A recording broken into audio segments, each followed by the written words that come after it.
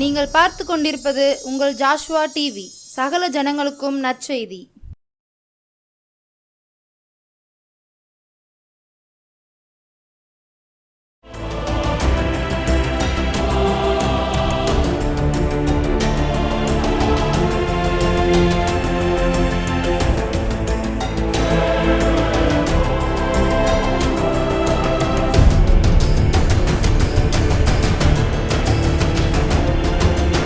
கர்த்தராகிய இயேசு கிறிஸ்துவின் நாமத்தினாலும் ஜாஸ்வா டிவி மூலமாக இந்த மாலை வேளையில் மீண்டுமாக உங்களை சந்திப்பதில் நான் மிக்க மகிழ்ச்சி அடைகிறேன்.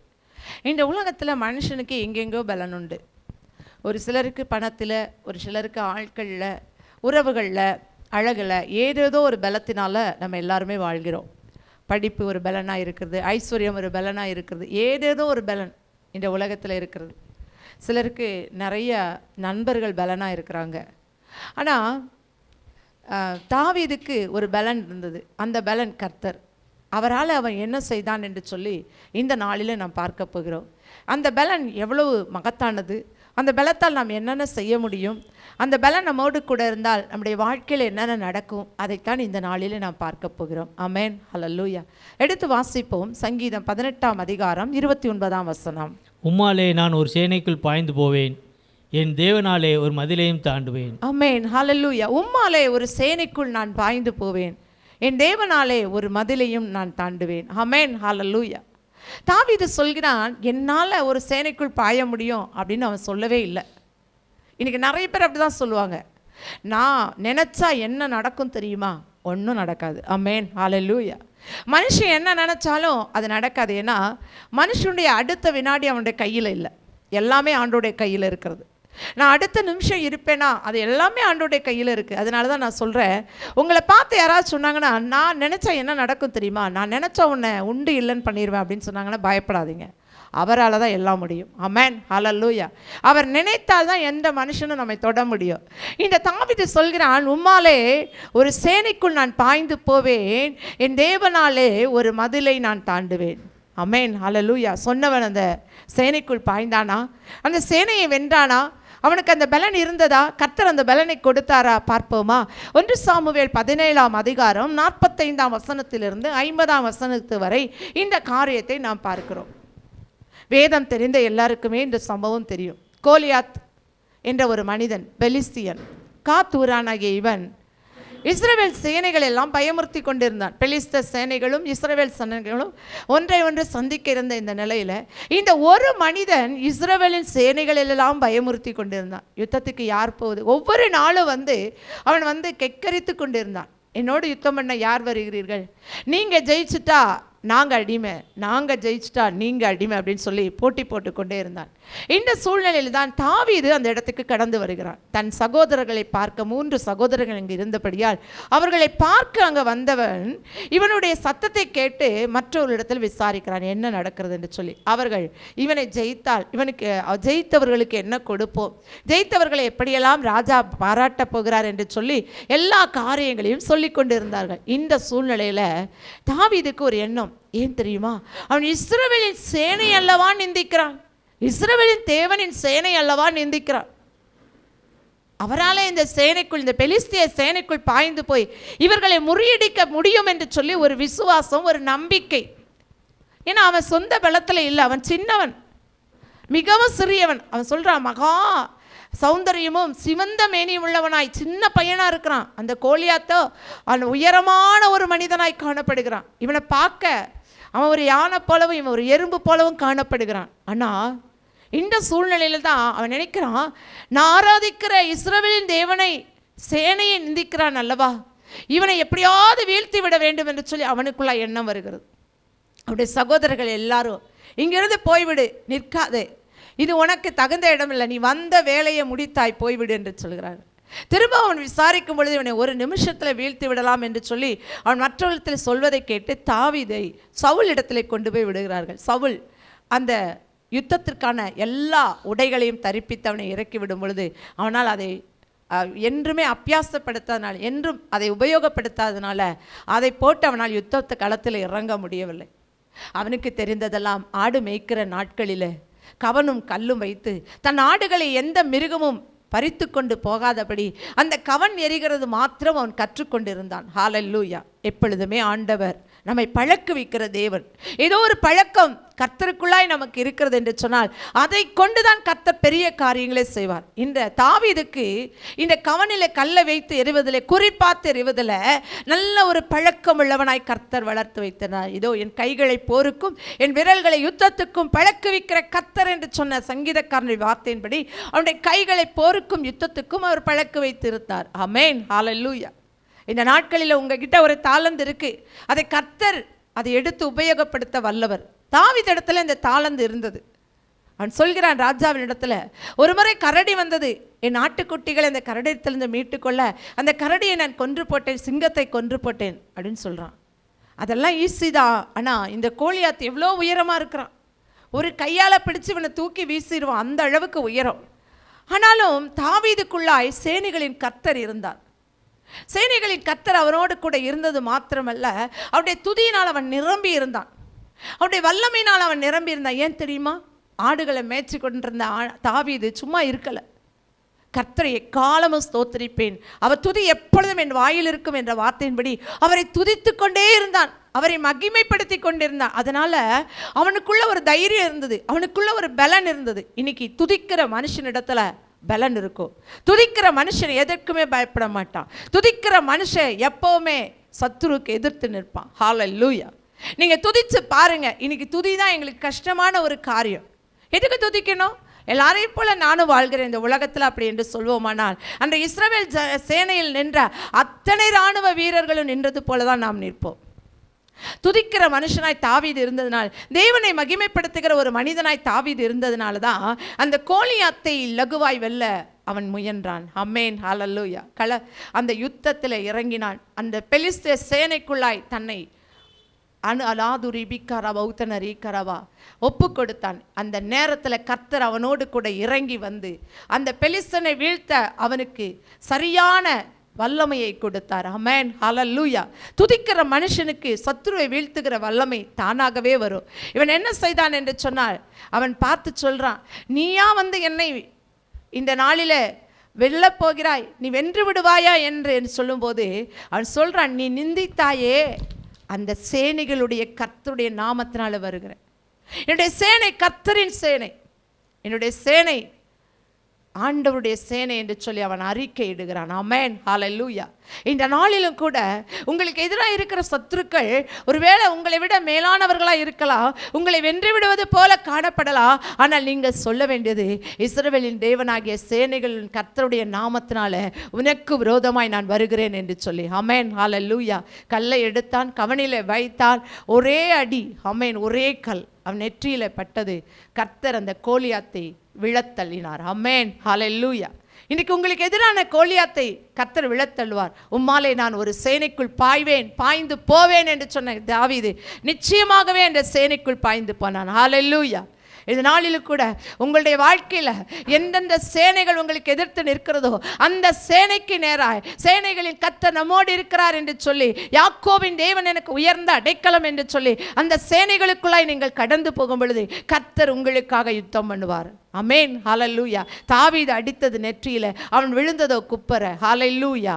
தேவன் அவன் பிடரில் அடித்திருக்க வேண்டும், அதனால்தான் அவன் குப்பர விழுந்திருக்கிறான். ஹல்லேலூயா. தேவன் நல்லவர். துதிக்கிற எந்த மனுஷனையும் சத்துருவின் கையிலே ஒப்பு கொடுக்கவே மாட்டார். சத்துரு ஒரு நாள் அவனை மேற்கொள்ளவும் முடியாது. இந்த நாளிலும் கூட அந்த சத்துருவை மேற்கொண்டான். உம்மாலே சேனைக்குள் பாய்ந்து போவேன் என்று சொன்ன தாவீது சத்துருவை மேற்கொண்டான். அடுத்ததாக நீங்கள் பார்ப்பீர்கள் ஆனால் 1 சாமுவேல் 30ஆம் அதிகாரம் 4ஆம் வசனம் வாசிப்போம். அப்பொழுது தாவீதும் அவனோடு இருந்த ஜனங்களும் அழுகிறதற்கு தங்களில் பலன் இல்லாமல் போக மட்டும் சத்தமிட்டு அழுதார்கள். ஆமென், ஹல்லேலூயா. இங்கே பார்க்கிறோம், தாவீதுடைய ஜனங்கள், மனைவி பிள்ளைகள், அவனோடு இருந்த ஜனங்களுடைய மனைவி பிள்ளைகள், அவனுடைய ஆடு மாடுகள் எல்லாவற்றையும் கொள்ளையடித்து கொண்டு எதிரிகள் போய்விட்டார்கள். இந்த சூழ்நிலையில் இவர்கள் திரும்பி வந்து பார்க்கும் பொழுது யாரும் இல்லை, தேசத்தில் ஒன்றுமில்லாதவர்களுக்கு எல்லாம் கொள்ளையாடப்பட்டு இருக்கிறது. தாவீதுடைய ஜனங்களும் அழுவதற்கு பலனற்று போக மட்டும் சத்தமிட்டு அழுதார்களாம். ஐயோ, பலனே இல்லை, இனி அழக்கூட எனக்கு என்ன இல்லை, கண்ணீர் இல்லை. நிறைய பேர் சொல்லுவாங்க, நான் அழுது அழுது என் கண்ணெல்லாம் வீங்கி பூத்து போச்சு. இனி எனக்கு கண்ணில் கண்ணீரே இல்லை, கண்ணீரெல்லாம் என்ன செஞ்சு போயிட்டு வற்றி போயிட்டு. அப்படியாய் தாவீதுடைய கண்ணீர்கள் எல்லாம், அவருடைய ஜனங்களுடைய கண்ணீர்கள் எல்லாம் வற்றி போக மட்டும் அழுதிருக்கிறார்கள். ஏனென்று சொன்னால் அவர்கள் பொருட்கள் மாத்திரமல்ல, அவருடைய பிள்ளைகள், குமாரர், குமாரத்திகள், மனைவி எல்லாவற்றையும் சத்ருவானவன் கொண்டு போய்விட்டான். ஹல்லேலூயா. உங்களுடைய வாழ்க்கையில் இன்றைக்கு நான் எல்லாவற்றையும் இழந்து விட்டேன், இனி எனக்கு இழப்பதற்கு ஒன்றுமில்லை, ஒரு மதிலை போல இந்த பிரச்சனை எனக்கு தலை தூக்கி நிற்கிறது என்று சொல்கிறீர்களா? உங்களுடைய வாழ்க்கையில் தான் கர்த்தர் சொல்கிறார், இந்த மதிலை தாண்டி சொல்ல உங்களுக்கு பலன் கொடுப்பார். என் தேவனாலே ஒரு மதிலை நான் தாண்டுவேன் என்று தாவீது சொன்னதுபடியே அவன் தாண்டி செல்ல கர்த்தர் பலன் கொடுத்தான். 6வது வசனத்தை வாசிப்போம். தாவீது மிகவும் நெருக்கப்பட்டான். சகல ஜனங்களும் தங்கள் குமாரர் குமாரத்திகளின் நிமித்தம் மனக்லேசமானதினால் அவனை கல்லறிய வேண்டும் என்று சொல்லிக் கொண்டார்கள். ஆமென், ஹல்லேலூயா. குமாரர் குமாரத்தி இல்லாதனால எல்லா ஜனங்களும் தாவீதை கல்லறிய திட்டமிட்டார்கள். தாவீது மிகவும் நெருக்கப்பட்டான். எல்லாரும் சொல்லியிருப்பாங்களா, ஒன்னாலதான் ஒன்னாலதான். இன்னைக்கு உங்களை பார்த்து சொல்றாங்களா, நீ இயேசு கிறிஸ்துவை ஏற்றுக்கொண்டதுனால தான் இன்னைக்கு இத்தனை அவமானங்கள், இத்தனை நிந்தைகள் எல்லாவற்றையும் நான் இழந்து விட்டேன், ஒன்னால என் பேர் புகழ் எல்லாவற்றையும் இழந்து விட்டேன் என்று சொல்கிறாங்களா? நீ இயேசுவை ஏற்றுக்கொண்டது நம்ம குடும்பத்தில் இருக்கிறது போல இருந்திருந்தால் இந்த நிலைமை வேண்டுமா என்று சொன்னார்களா? மனக்லேசப்பட்டு தங்களுடைய குமாரன் குமாரத்திகளும் கடத்தப்பட்டதுனால எல்லாரும் என்ன செய்கிறாங்க, அவனை கல்லறிய வேண்டும் என்று நினைக்கிறாங்க. இன்னைக்கு உங்கள் மேலே கல்லறியும் வார்த்தைகளை வீசுகிறார்களா? நீங்கள் கவலைப்படாதீங்க, கர்த்தர் உங்களுக்காக யுத்தம் பண்ண போகிறார். அடுத்ததாக வாசிப்போம் 8வது வசனத்தை. தாவீது கர்த்தரை நோக்கி, நான் அந்த தண்டை பின்தொடர வேண்டுமா, அதை பிடிப்பேனா என்று கேட்டான். அதற்கு அவர், அதை பின்தொடர், அதை நீ பிடித்து சகலத்தையும் திருப்பிக் கொள்வாய் என்றார். ஆமென், ஹல்லேலூயா. தாவீது கேட்குறான், அந்த சேனையை நான் பின்தொடரலாமா, அதை நான் பிடிப்பேனா, அந்த ஜனங்களெல்லாம் நான் ஜெயிப்பேனா அப்படின்னு கேட்குறான் ஆண்டவரிடத்தில். ஆண்டவர் சொல்கிறாரு, நீ கண்டிப்பாக ஜெயிப்பப்பா, என்னுடைய நாமத்தை நீ நம்பி இருக்கிற, என்ன துதிக்கிற துதி உன் வாயில் இருக்குது, அதனால் நான் உனக்காக யாவையும் செய்து முடிக்கிற கர்த்தராய் உன் கூட வந்து அந்த சேனையை நீ பிடிப்ப, அந்த தண்டை நீ பிடிப்ப. அது மட்டும் இல்லை, நீ எதெல்லாம் இழந்தியோ அதெல்லாம் நீ என்ன செய்வாய், திருப்பிக் கொள்வாய். இந்த நாளிலோ, இந்த இரவு வேளையில் ஒருவேளை நான் எல்லாவற்றையும் இழந்து விட்டேன் என் வாழ்க்கையில், என்னுடைய உறவுகள், என்னுடைய எல்லா குடும்பத்தார் எல்லாரும் எல்லாவற்றையும் பறித்து விட்டு என்னை மாத்திரம் விட்டு விட்டு போய்விட்டார்கள் என்று சொல்கிறீங்களா? கர்த்தர் சொல்கிறாரு, திரும்ப சகலத்தை நீ திருப்பிக் கொள்வாய் என்று சொல்லி. எல்லாவற்றையும் திரும்ப கொடுக்கிற கர்த்தர் நம்மோடு கூட இருக்கிறார். ஒருவேளை இன்னைக்கு நீங்கள் கர்த்தருக்காக எதையெல்லாம் இழந்தீர்களோ அதையெல்லாம் திரும்ப கொடுப்பார். ஒருவேளை நான் ஊழியம் செய்கிறேன் என்று ஆத்துமாக்கள் நிறைய ஆதாயம் பண்ணி வைத்திருந்தேன், இன்னொருவர் வந்து அதை எல்லாம் பறித்து கொண்டு போய்விட்டார்கள், வேதனையோடு கூட இந்த செய்தியை கேட்கிறேன் என்று சொல்வீர்கள். ஆனால் இழந்தது ஒன்றாக இருக்கலாம், இனி திரும்ப கிடைப்பது 10 இருக்கும். ஆமென், ஹல்லேலூயா. தேவன் ஒரு நாள் நம்மை வெட்கப்படுத்த மாட்டார். எந்த பிரச்சனையிலும் அகப்பட்டு கொண்டு அந்த மதிலுக்கு முன்பாய் நின்று அழு என்று சொல்ல மாட்டார். அவைகளை தாண்டி செல்ல கர்த்தர் பலன் கொடுப்பார். ஹல்லேலூயா, ஆமென், ஹல்லேலூயா. அதே 1 சாமுவேல் 30:20 வாசிப்போம். எல்லா ஆடு மாடுகளையும் தாவீது பிடித்து கொண்டான், அவைகளை தங்கள் மிருக ஜீவன்களுக்கு முன்னாலே ஓட்டி, இது தாவீதின் கொள்ளை என்றார்கள். ஆமென், ஹல்லேலூயா. எல்லாரும் என்ன செஞ்சாங்க, இவனை நிந்திச்சாங்க, அவமானப்படுத்தினாங்க, கல்லறையணும்னு நினைச்சாங்க.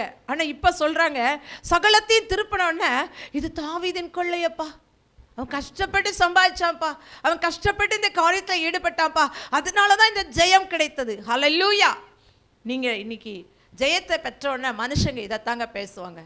ஜெயத்தை பெறதுக்கு முன்னாடி நம்ம மேலே கல்லறிய வருவாங்க, நம்மளை பேசுவாங்க, நெருக்குவாங்க, அவமானப்படுத்துவாங்க. ஆனால் ஜெயம் நமக்கு வந்துருச்சுன்னா, தாவீதின் கொள்ளை இது என்று சொன்ன ஜனங்க இவங்க ஜெபம் பண்ணாங்க, இவங்க ஆண்டவரை நோக்கி பார்த்தாங்க, அதனால இவங்க ஆசீர்வதிக்கப்பட்டாங்க, சகலமும் இவங்களுக்கு திரும்ப கிடைச்சிருச்சுன்னு சொல்லி உங்களை பார்த்து சந்தோஷமாய் சொல்வார்கள். ஆமென், ஹல்லேலூயா. முதல்ல பார்த்தோம் ஒரு சேனையை அவன் தாண்டி சென்றான், 2வது பார்த்தோம் பிரச்சனையாகிய மதிலை அவன் தாண்டி சென்றான், 3வதாக நாம் பார்ப்போம் ஹல்லேலூயா.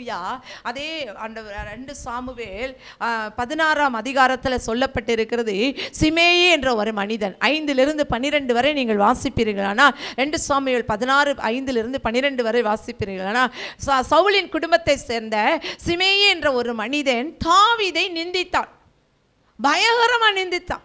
இவன் ஒரு பேலியாளின் மகன், இரத்தப்பிரியன்.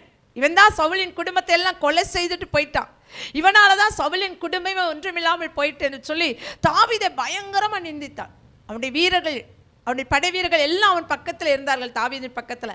அவங்கெல்லாம் கேட்டாங்க, இந்த தாவீது இந்த சிமேயை ஒரே வெட்டா வெட்டி போட்டுருவோம், எதுக்கு உங்களை பேசுகிற அளவுக்கு விட்டுட்டு இருக்கீங்க? அப்போ அவன் சொல்கிறான், இவனை பேச வைத்திருக்கிறார் கர்த்தர், என்னை கேட்க வைத்திருக்கிறார். ஒருவேளை இந்த நிந்தனைக்கு பதிலாக, இந்த தூஷணத்துக்கு பதிலாக கர்த்தர் எனக்கு பலன் அளிப்பார். ஆமென், ஹல்லேலூயா. இந்த நாளிலும் கூட நீங்கள் யார் மூலமாவது நிந்திக்கப்படுகிறீர்களா? ஒரு மதில் போல அவர்கள் நிந்தித்து கொண்டே இருக்கிறார்கள். அந்த பக்கம் இந்த பக்கம் என்னால் நகலவே முடியல, எந்த பக்கம் போனாலும் அவங்க நிந்திச்சுக்கிட்டு இருக்காங்க அப்படின்னு சொல்றீங்களா?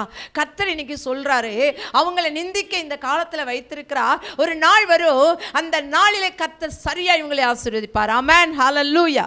தேவன் ஒரு நாள் நம்மை கைவிட மாட்டார். தேவன் ஒரு நாள் நம்மை கைவிட மாட்டார். கைவிடுகிற தேவனை நாம் ஆராதிக்கவில்லை. நிந்தித்து அழகு பார்க்கிற தேவனை அல்ல, மகிமைப்படுத்தி அந்த நிந்தனைக்கு மேலாக ஆசீர்வதித்து உயர்த்துகிற தேவனை நாம் ஆராதிக்கிறோம். ஹல்லேலூயா. தேவன் நல்லவர், அவர் நல்லவராகவே இருக்கிறார். ஹல்லேலூயா. அதே சிமையை 2 சாமுவேல் 19 அதிகாரத்தில் பார்ப்பீர்களானால், தாவீதினிடத்தில் வந்து தன்னை தாழ்த்துகிறான், அவன் பாதத்தில் விழுகிறான், நான் செய்தது தவறு என்று சொல்லி. நீங்க பொறுமையோடு காத்திருந்தால் உங்கள் சத்துருக்கள் உங்கள் பாதத்தில் வந்து விழுவார்கள். ஹல்லேலூயா. அப்படிப்பட்ட மதில்கள் உடைக்கப்படும். அந்த மதில்களை தாண்டவும் கர்த்தர் பலன் அளிப்பார். ஹல்லேலூயா. இந்த தாவீதுக்கு இந்த பலன் எங்கிருந்து வந்தது என்று சொன்னால், உம்மாலே நான் ஒரு சேனைக்குள் பாய்ந்து போவேன், என் தேவனாலே ஒரு மதிலை தாண்டுவேன் என்று சொல்வதற்கு அந்த 18ஆம் சங்கீதம் 1வது வசனத்தை நீங்கள் வாசிப்பீர்களானால், என் பலனாகிய கர்த்தாவே நான் உம்மில் அன்பு கூறுவேன்.